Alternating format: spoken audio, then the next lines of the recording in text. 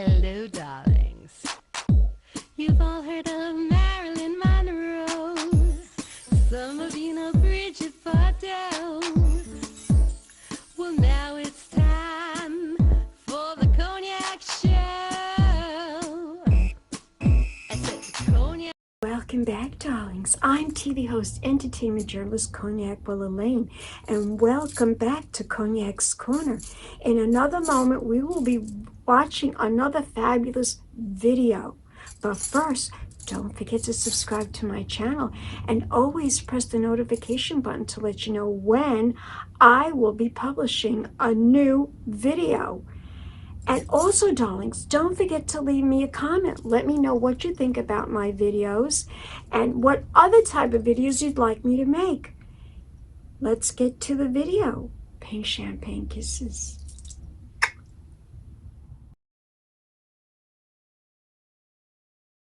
Welcome back, darlings. I'm TV host, entertainment journalist Cognac Wellerlane. Keep watching. More celebrity interviews coming up right here at cognacscornermagazine.com. Pink champagne kisses.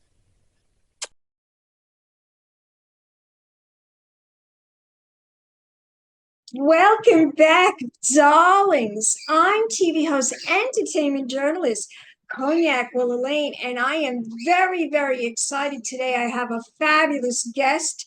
He is an actor, he is a poet, he's gorgeous, and his name is Christian Weissmann. Welcome, Christian. Welcome to my pink kitchen. I don't know if Nancy told you, but my house is pink. I love it. It's gorgeous. I'm happy to be in your pink kitchen. Yes, my darling. So before we get into the questions, I'm going to tell people a little bit about you. Christian Weissmann is an actor, writer, and poet originally from Chicago, Illinois. Now living between Los Angeles and New York, he began his acting in a community theater at the age of 5 and later moved to Los Angeles to pursue a professional career working in theater and commercials and eventually film and television. Weissmann is known for his role in Saved by the Bell, Dear White People, and When the Starlight Ends. He has also appeared in shows like Girl Meets World and American Housewife. In addition to acting, Weissmann is a published poet and an essayist. His first poetry collection, Her, Him, and I, was released by Central Avenue Simon & Schuster this past June 2024. He is also involved in writing essays on topics like queerness and toxic masculinity, some of which have been published in prominent outlets such as the Los Angeles Times and Huffington Post. Christian took his passion for writing about the queer experience to the public arena when he published his first essay to the Los Angeles Times in 2020 titled Seeing Myself Clearly. He released a second piece from the LA Times in 2021 about LGBTQ visibility. Most recently, he published op-eds for Huffington Post about toxic masculinity and a piece about the intersection of Hannah Montana and queerness for the buzzy new magazine Byline. His essays have been used as a resource for the Trevor Project and the American Bar Association. Fabulous. That was a lot. And you're so young. I think you covered all of it. So young.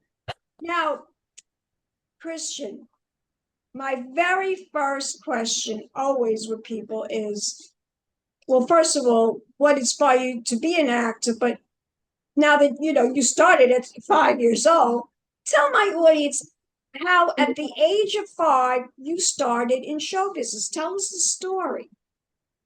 So I think from as long as I can remember, I knew I was different and I wasn't the kid to pick up a football or a baseball. I wanted to pick up a microphone or I wanted to pick up a costume or some sort of ability that let me escape from my current reality as a kid.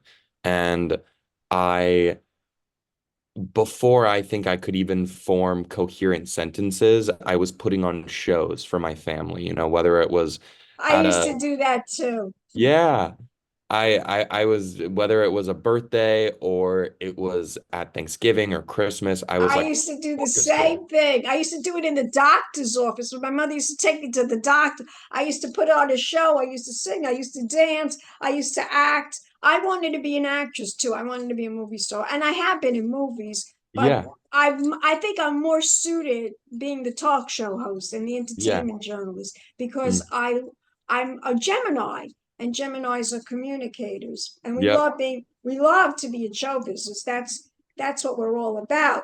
So your hmm, parents saw that you had this ability to perform, and they figured, well, we gotta do something with him. We gotta sign him up for something. Am I right about that? exactly. Exactly. They found a community theater in the suburbs of Chicago and signed me up. And I think I was the 5-year-old in a group of a bunch of 4 to 7-year-olds that knew everybody else's lines. And when they were performing The Wizard of Oz and the Tin Man didn't know his lines, I would be whispering him his lines, even though I was the I lion. used to do that too. I was in a play with John Turturro, and I memorized my line. You know John Turturro? I mean, he's kind Yeah. of old. Oh, you know who he is. Yeah, I've heard the I name went to for school sure. with him. He's the same age as me. And we were Wow. in a Shakespeare play together, and I memorized all the lines, my lines and his lines. Oh my And God. but he didn't memorize his lines. He wrote them on the palm of his hand, and he was reading my lines. So I counteracted it, and I started reading his lines. I because I memorized. And then at the end, the teacher said, "You guys were great." I said, "But we made a mistake. We made a Ah, mistake." And he says, "Oh no, you guys were perfect." I said, "No, you don't understand. Um, I he was saying my lines, I was saying his, because well, in acting, you're never supposed to tell the audience that you made a mistake, as you know, right? As you yes. know. Yes. Um, so yeah, I feel like it was a swift transition from theater into modeling as a kid. I remember me and my mom and my brother, we went to a Ford Models open casting call in downtown Chicago in the heat of July, and we waited in line for 6 hours. And we were the only, my mom dressed us up in our like Sunday school best when everybody Of was wearing like course. flip-flops and t-shirts. And they were like, we like those guys. And I started modeling, and then that transitioned into meeting an agent in Chicago that for auditions, and I did my first job, my first professional job. I played Will Cratchit in the A Oh, Christmas that's what Carol. I wanted to ask you. What was your very first professional acting role? Yeah, That's that it? that was it. It was A Christmas Carol, and it was the first paying job. I was over the moon to be getting paid probably like $30 a day at 12 years old, and it was the coolest thing in the world. And from there, I did some commercials in Chicago. I did like a Sears commercial when Sears was still around, and I was doing like a bunch of magazine work for like kids' clothing, and from there it kind of went to convincing my parents to let me move out to LA. Well, that's what I wanted to ask you. How old were you when you decided to leave Chicago to pursue your acting career in Los Angeles? How old were you? I was 13, That young? that young. My God. Did your mama come with you? I mean, So she came with me for about a month because the way that I kind of bamboozled them was I convinced them to let me go to this like summer acting program. I And see. the first month, my mom needed to be there. And then Well, it went, sure. I mean, you're not grown up. It was still a yes, child. totally. Yeah, And people could take then, advantage of you. yes. And then I just knew I wanted to stay after that. And once my mom kind of saw me in that environment, um, I convinced her to let me live with my aunt and uncle who lived Oh, in Los Angeles. oh, that was And convenient. That's very yeah, convenient. and I basically like made a PowerPoint presentation of like my career trajectory and what I wanted to achieve. I'm And surprised though your mother and father made that your parents didn't want to like leave Chicago and move to Los Angeles because of you your. know, I had an older brother that was still in Chicago at the time, I and my see. parents were both working full time. So I think they had a lot of life still in Chicago, and they knew that I was always LA bound, I think, as soon as I came out of the womb. And once the opportunity aligned to live with my aunt and uncle and sleep on their, like office couch and, find a school out here that was for actors. Like it just like it kind of all fell into place. Fantastic. Now tell my audience the story of how you got that gig on Saved by the Bell. I'm interested. How'd Mm. you get that acting gig?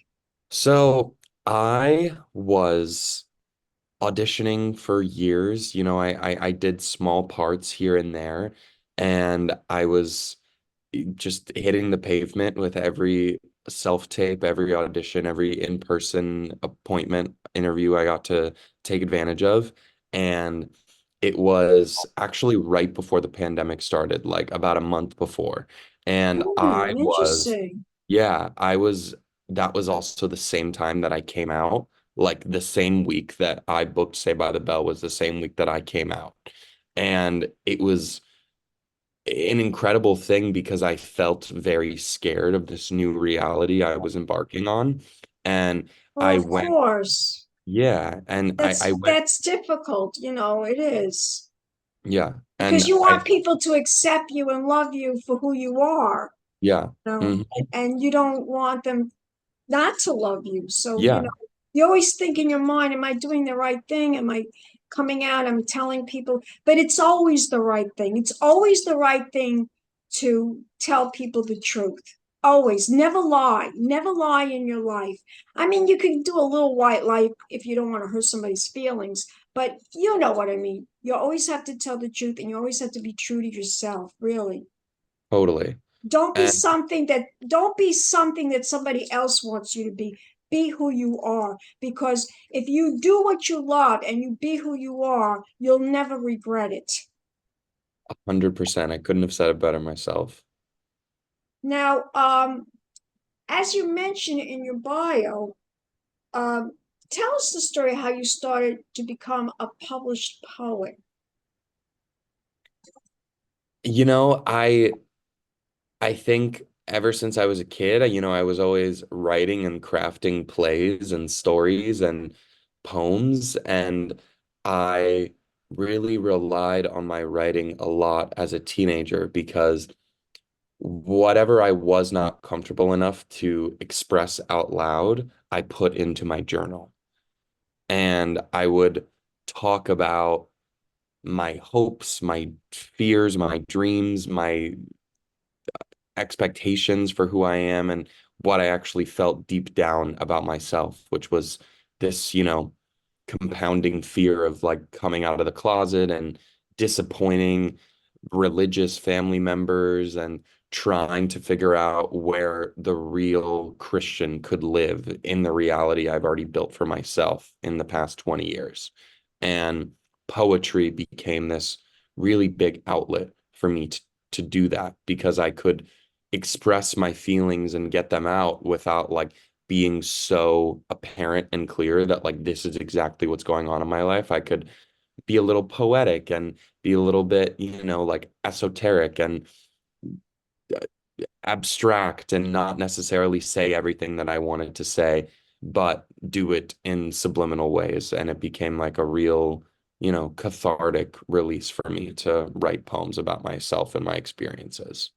Now, poetry is a very, very interesting thing. Some people think that if you write poetry, everything has to rhyme. I know differently, and so do you. Explain to my audience what makes a good poet. Vulnerability, It honesty. doesn't have to rhyme.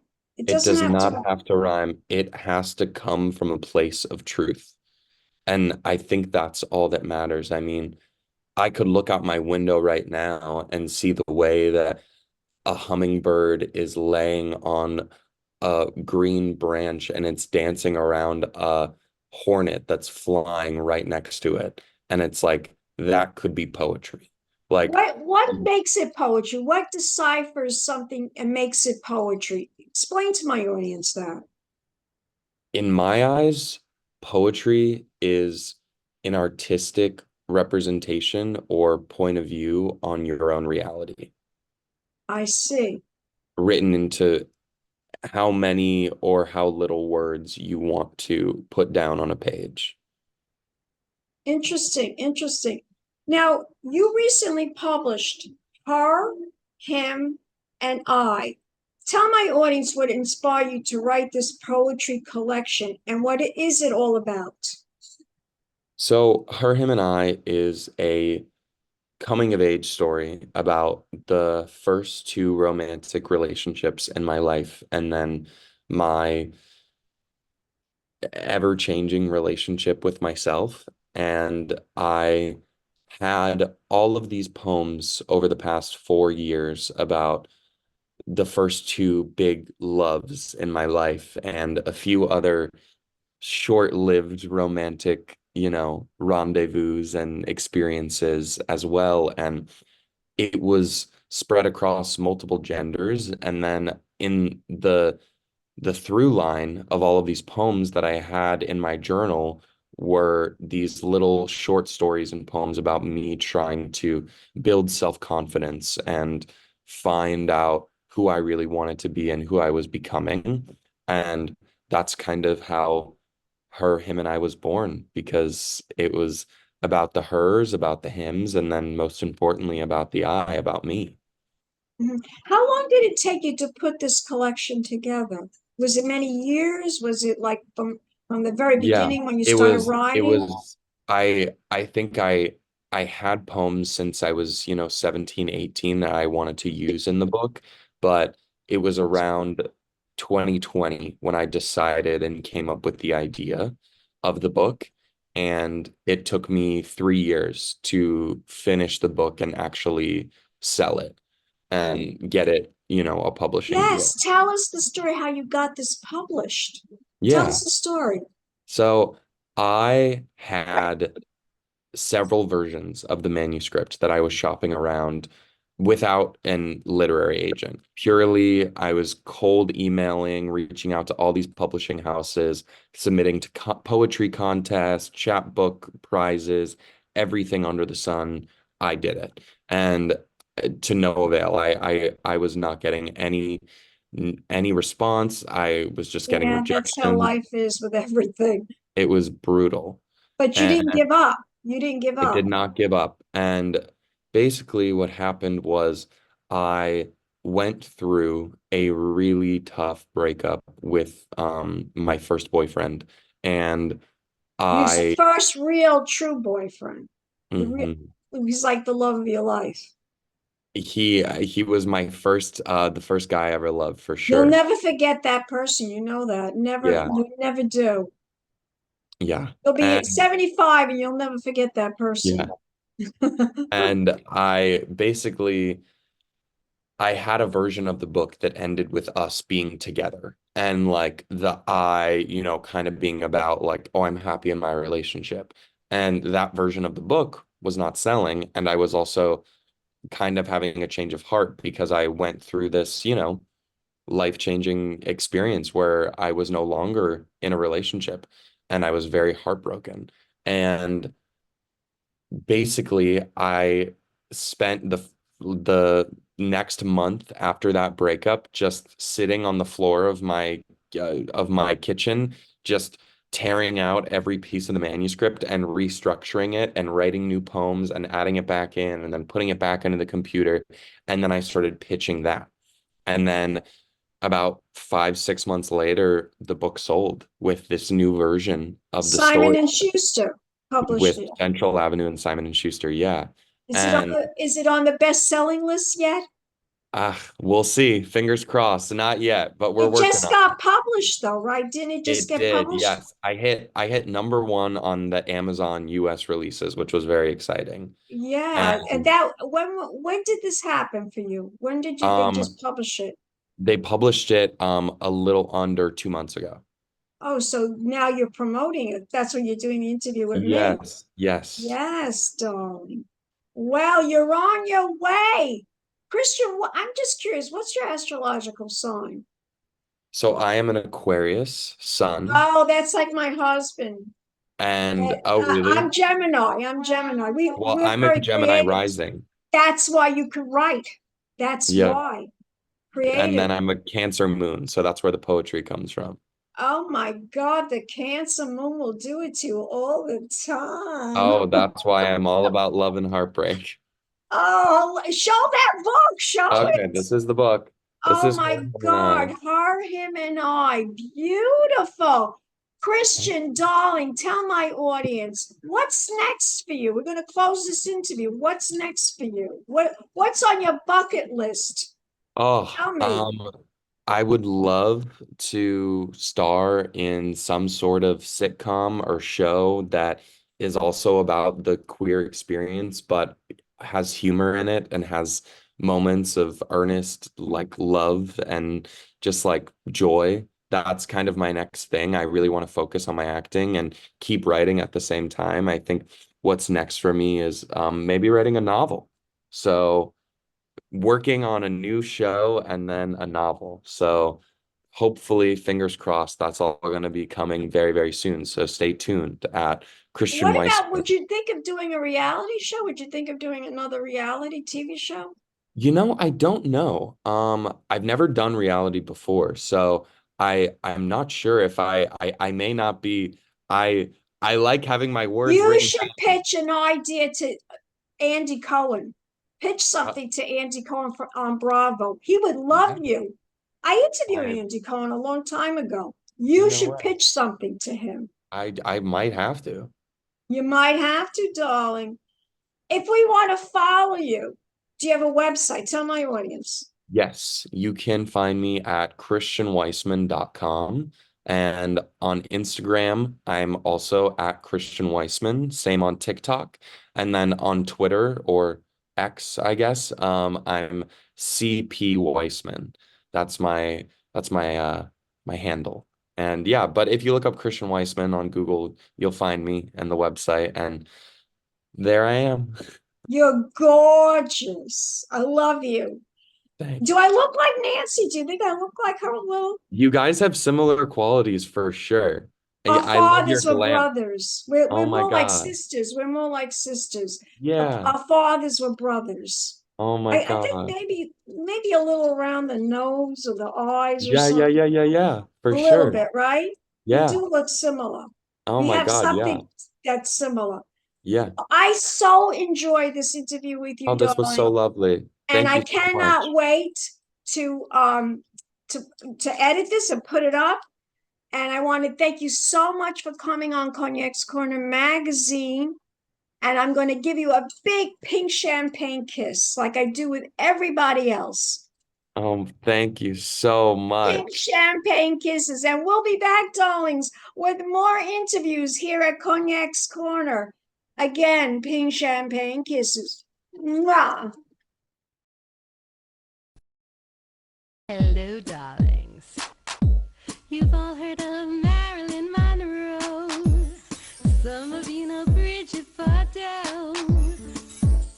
Well, now it's time for the Cognac Show. I said Cognac, ooh, ooh. I said Cognac, ooh, ooh, ooh. I'm a bubbly blonde, fabulously dressed to impress. One of a kind girl. I was brought into this world wrapped up in pearls. I love to mingle, though my husband reminds me I'm not single. I meet and greet both the famous and the elite. I ride in limousines. Orleans, drinking the finest champagne, wearing furs, dazzling diamond jewelry. A girl can't complain. I live the upscale life, dining in the finest restaurants, eating the best caviar for free. And no matter how much I enjoy cognac, ooh, ooh, I said cognac, ooh, ooh, ooh.